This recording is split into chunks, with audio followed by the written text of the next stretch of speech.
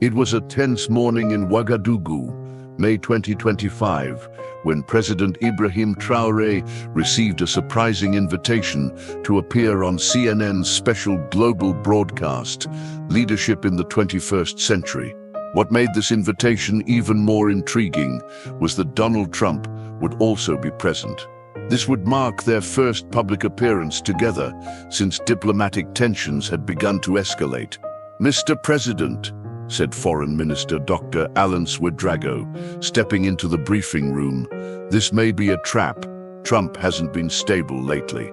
Ibrahim glanced at the intelligence briefings on his desk, several reports documenting Trump's increasingly erratic behavior. Difficulty concentrating, emotional instability, poor judgment. "Dr. Ouedraogo," Ibrahim replied calmly. "Perhaps the world needs to see the true condition of the man who leads the most powerful country on earth." He stood. "Accept the invitation." Meanwhile, in Washington, Trump was holding a high-level meeting with his aides. "I don't trust this," said the chief of staff. "Traoré is extremely sharp. If we go forward with this, it could backfire." "Decline? Are you joking?" Trump snapped, slamming his hand on the table. "That African kid thinks he can outsmart me.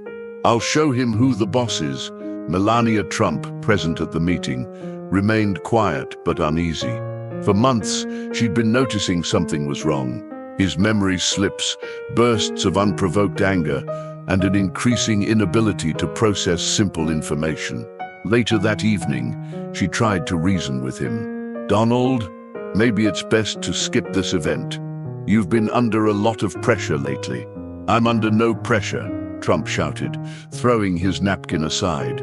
"I'm in peak condition, that Ibrahim will see exactly who he's dealing with." In private, Melania made a discreet call to the family doctor. "I'm worried," she whispered. "Donald has been acting confused, forgetful, erratic." "Mrs. Trump," the doctor said gently. "Without a proper evaluation, it's hard to say. But what you're describing is deeply concerning." "I've begged him to see someone," she replied. "He refuses." In Burkina Faso, Ibrahim sat with his intelligence officers. The briefing was chilling. "Our sources in Washington," said Major Ouedraogo, "suggest President Trump may be suffering from a serious cognitive disorder, possibly stress-related or neurological." "If that's true," Ibrahim said softly, "the world deserves to know. The man controlling the world's largest nuclear arsenal cannot be mentally unstable." "But how do we reveal this without sounding like we're attacking the US?" asked Dr. Ouedraogo. Ibrahim replied, "Sometimes the best way to reveal the truth is to let your opponent reveal it himself." May 30th. The day of the live CNN broadcast arrived. Tension gripped both nations. Anderson Cooper opened the show with carefully measured words. Tonight, a rare joint appearance.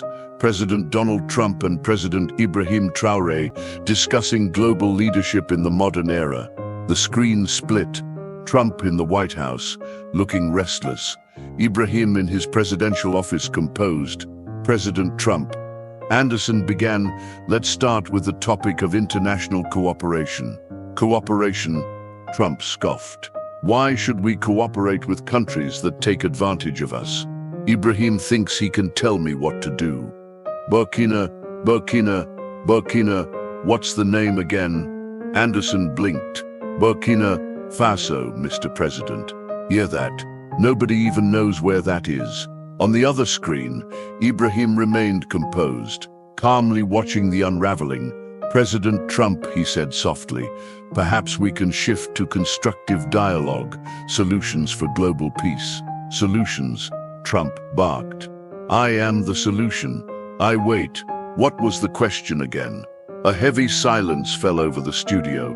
Anderson tried to guide the conversation back.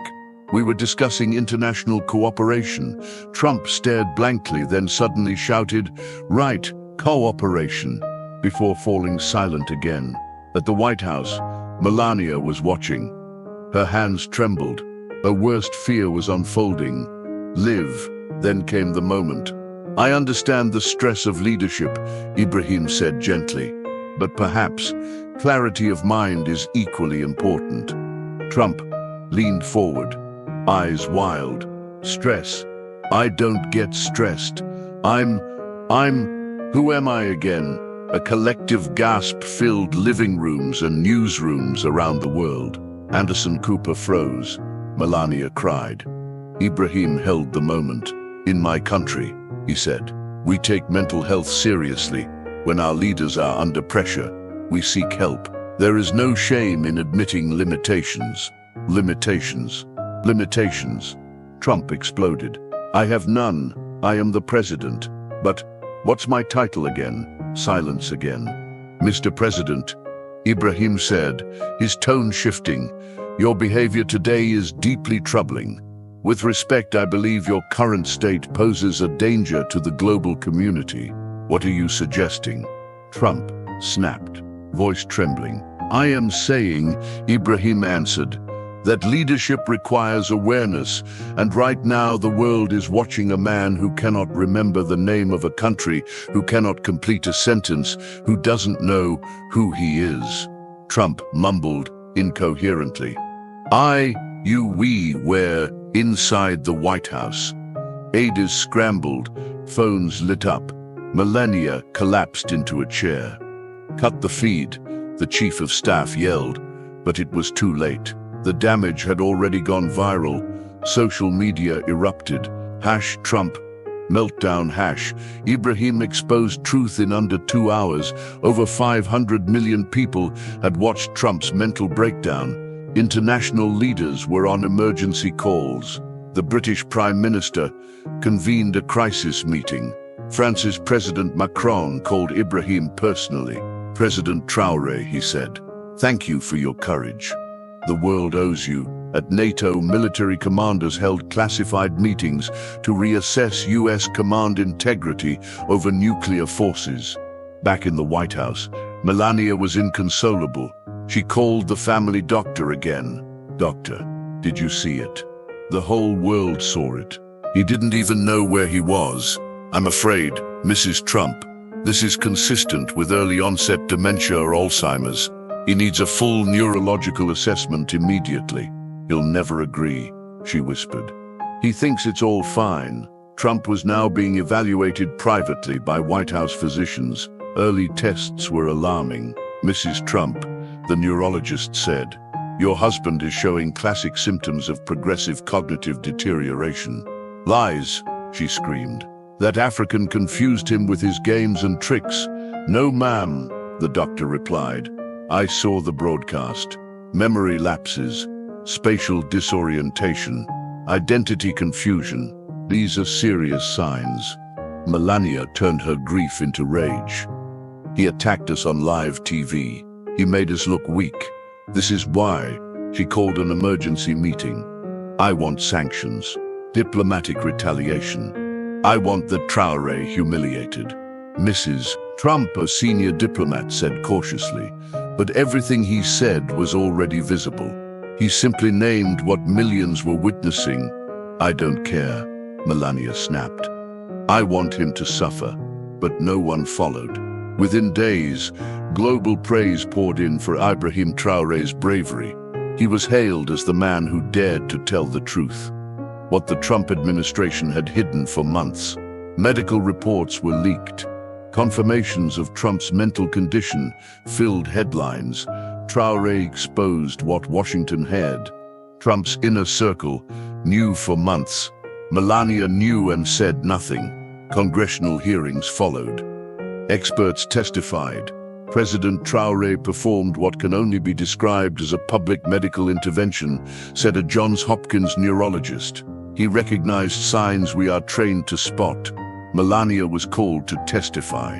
She was furious. Ibrahim had no right. He's not an American doctor. He had eyes, a congressman replied, and a conscience, something your team lacked. He attacked us. Melania screamed. No, came the calm reply. He saved us. Melania's campaign to destroy Traoré failed spectacularly. The world wasn't punishing him. They were praising him. Even Trump, in rare moments of lucidity, whispered that African, he was right about me. Time magazine named Ibrahim Traoré Person of the Year, the leader who spoke the truth and averted a global crisis. 2 months later, Traoré stood at the podium in Oslo, receiving the Nobel Peace Prize. In that moment, "I did not act as a rival," he said. "I acted as a human being, a soldier, a former medical student, a global citizen. Leadership without truth is a threat to humanity." The applause was thunderous. Back in New York, Melania watched silently from a private suite, isolated, disgraced, alone. She had tried to bury the messenger, but the world had already heard the message, and it came from the young African leader who chose truth over power.